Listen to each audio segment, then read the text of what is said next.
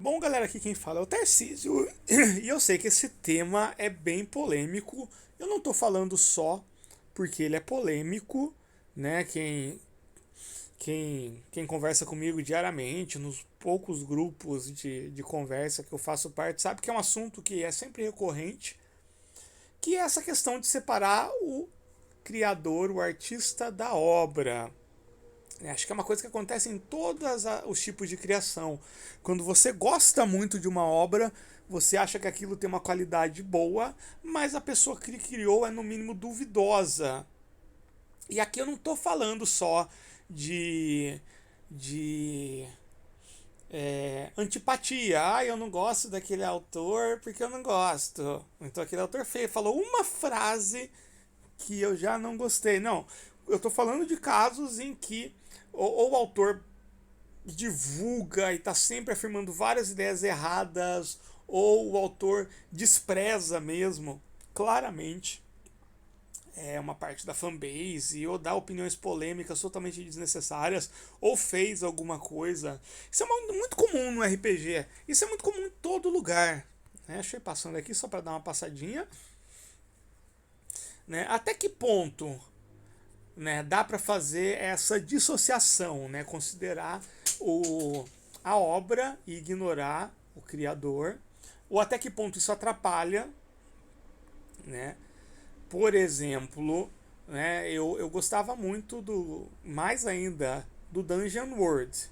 E aí teve aquele incidente com um dos criadores do Dungeon World, né, envolvendo gameplay, uma menina e tudo mais. O cara fez uma coisa absurdamente estúpida e eu, cara, diminuiu muito o tanto que eu quero ter contato com o Dungeon World, mesmo continuando achando fantástico aquilo, né? Eu ainda acho muito bem escrito, não tem essas ideias tortas no próprio Dungeon World, mas eu confesso que diminuiu muito o meu interesse em procurar material, em ir atrás e até mesmo em jogar o Dungeon World. Se você não conhece, procura aí polêmica com Dungeon World, dá aquela pesquisada, tá bom? E eu confesso que depois que eu li várias declarações do Gary Gygax, machistas ou que limita pessoas e tudo mais, o meu interesse no D&D diminuiu muito, muito mesmo. Era uma fase que eu estava começando a crescer o meu interesse no D&D, que nunca foi uma coisa tão forte assim na minha vida, o D&D, mas foi logo depois que eu fiz o gameplay aqui no canal do D&D BX. E aí eu comprei alguns livros que contam a história do D&D, como o Império da Imaginação, tem mais uns dois ou três que eu li. E aí, cara, o Gary Gagas falava muita porcaria também, né? E também diminuiu bastante. Tanto é que eu tinha planejado fazer gameplay da edição da 3.5 que eu tenho, os livros, e decidi não fazer porque realmente perdi totalmente o interesse. Né? E curioso, né? E tem alguns outros exemplos que eu posso falar. Não vou citar nomes aqui no Brasil, mas assim, a gente tem um problema aqui no Brasil que são algumas editoras, né, algumas editoras pequenas, né, geralmente que tem uma ou duas pessoas por trás aí. Tem algumas editoras que são pessoas que são extremamente tóxicas, que estão sempre falando toxicidade, criticando coisas e tomando medidas totalmente oportunistas. Não vou citar o nome, quem está acompanhando aí a cena provavelmente vai saber, né? Gente que se mete a falar de educação e tudo sem o mínimo de embasamento e outros assuntos, né? E fica vomitando opiniões porcaria, né? E que eu decidi que eu não vou consumir nada dessas pessoas, tá bom? Eu sei, e aí entra um ponto, eu sei que tem muita gente que pensa isso de mim, né? Porque, principalmente lá na comunidade do Facebook, eu sou uma pessoa muito rígida, assim, né? As regras são aquelas, você não quer seguir as regras da comunidade, você não tem por que ficar lá. Tá? Tanto é que a gente é um grupo privado por isso. A gente tem as nossas regras e entra quem se sentir confortável com elas. Ninguém obriga você a ficar lá e não se sentir confortável. Só que algumas questões não estão em discussão. E eu sei que tem muita gente que me odeia por isso. Tem muita gente que não compra o meu material por isso. Tem gente que não compra porque acha ruim. E talvez seja mesmo, não tem problema, né? Mas. Mas enfim, aí eu acho que é uma questão de antipatia, não, né, não compactuo com nenhuma ideia desse naipe zoado e nem tomo atitudes oportunistas e nem passo por cima de ninguém. Isso com certeza eu não faço e vou continuar não fazendo. Quem acompanha aqui meu trabalho sabe, inclusive, que já fizemos campanha para adquirir cadeira de rodas, já fizemos campanha para curar um cachorrinho, já fizemos campanha para a pessoa conseguir consertar o computador, para a pessoa conseguir comprar um óculos, né?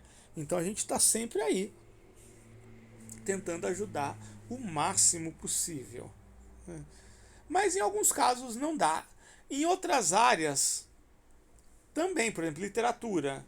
Todo mundo fala de Brumas de Avalon. A moça que escreveu Brumas de Avalon, ela era execrável, né, judicialmente, inclusive. Não vou nem falar do que ela foi processada e tudo mais, porque é algo revoltante. Né? A J.K. Rowling do Harry Potter, né? Ela calada escrevendo é fantástico. Ela abre a boca, gente do céu, não sobra nada ali, né? E e na música, então, você tem, por exemplo, caras como Pantera, né, que tem o Phil Anselmo, que é um cara ridículo, que já fez a saudação nazista várias vezes, que vive falando de white power. É. Você tem o cara do Ice the Earth, que foi lá invadir o Capitólio. Não é nem questão de opinião, né? Falar, ai, mas ele estava certo. Eu não tô falando minha opinião sobre isso. Eu tô falando que existe uma lei, né, que já existe há centenas de anos, provavelmente, ou no mínimo dezenas, em que é proibido você invadir o Capitólio. Se você invadir o Capitólio sem autorização, você vai preso. Qualquer pessoa que tenha feito isso sabia dessa lei, não foi uma lei que criaram agora. Então, é as consequências daquilo, mas quem acompanha o cara do Ice the Earth, o John Sheffer, sabe que ele tem várias ideias tortas que ele estava vomitando há muito tempo. O The Smiths e a lista vai longe. Então, qual é o meu posicionamento? Para mim é um pouco difícil separar a obra do autor. Então, quando eu vejo que o autor fica vomitando ideia torta e tudo mais, realmente o interesse pela obra, eu não vou dizer que desaparece, mas ele diminui bastante, que é o que aconteceu com o D&D, que é o que aconteceu com o Dungeon World e com alguns jogos nacionais aqui por N motivos. Então, e eu paro, realmente, eu paro de, de investir e de incentivar financeiramente isso. Então, eu nunca vou comprar um livro oficial de Dungeon World. Se alguém quiser me dar, eu vou ler, logicamente. Tá? Eu não vou baixar ilegalmente, não vou dar ibope nesse ponto. O mesmo para D&D. Né? Não, não imagino eu comprando qualquer material de D&D. Algumas vezes eu recebo, leio com a maior boa vontade do mundo, né? Mas não, diminuiu bastante. Só que o que eu não me esforço e eu não quero fazer é apagar a minha memória afetiva com certos materiais. Por exemplo, eu tenho um carinho imenso pelo Arcanum, escrito pelo Marcelo Del Débio.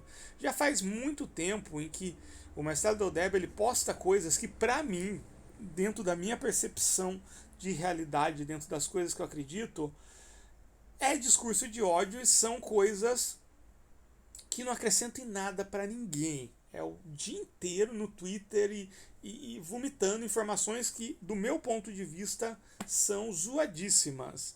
Não compro mais nada, né, desse autor, não baixo, não leio nem nada. Mas eu conheci o Arcanum lá quando eu tinha os meus 16 anos e foi importantíssimo. Foi um livro muito importante na minha vida.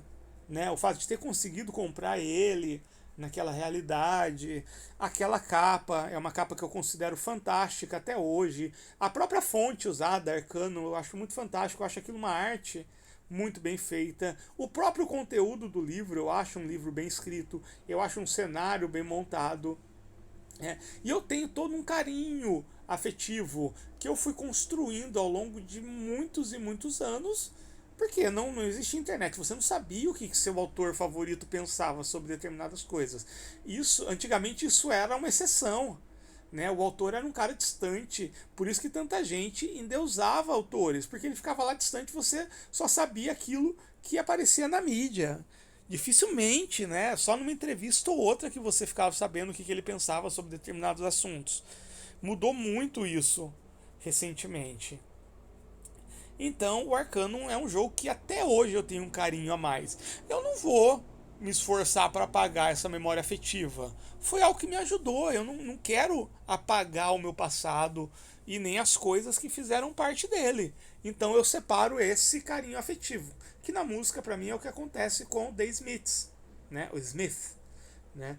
Que eu considero hoje o Morrissey um babaca completo, né? O cara abre, ele é o caso da J.K. Rowling, né? Abre a boca, não sai nada que presta. Mas as músicas do The Smiths foram importantíssimas na minha juventude, na minha adolescência, e não tem como apagar isso, né? O alento e o consolo e o conforto que as músicas do The Smith me davam na adolescência não tem como apagar, e eu não quero apagar isso, né? Cumpriu um papel muito importante na minha vida. Eu não vou simplesmente falar, né? Eu não escuto mais, dificilmente eu escuto The Smiths, mas eu não quero apagar isso que a música deles fizeram para mim. E não vou. Então, eu guardo esse carinho. Então, basicamente é isso. Eu reconheço a importância que esses materiais têm, né, para o mundo, para a criação. Alguns têm, outros não. Tem muito material aí que é só de gente oportunista, sabe? Que em qualquer área que tivesse iria ser oportunista e infelizmente resolveu ser oportunista no RPG. Gente que copia ideia e não dá crédito.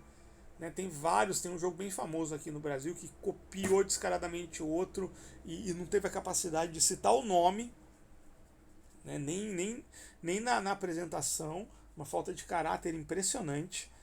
E, e eu não vou dar ibope para isso, mas se for uma obra que teve algum impacto, esse impacto ele existe. E talvez tenha um impacto positivo para algumas pessoas, tá bom? Eu só sou realmente contra de continuar apoiando financeiramente pessoas que agem dessa forma. É isso, minha opinião. E é um tema muito longo, esse foi só uma pincelada mesmo.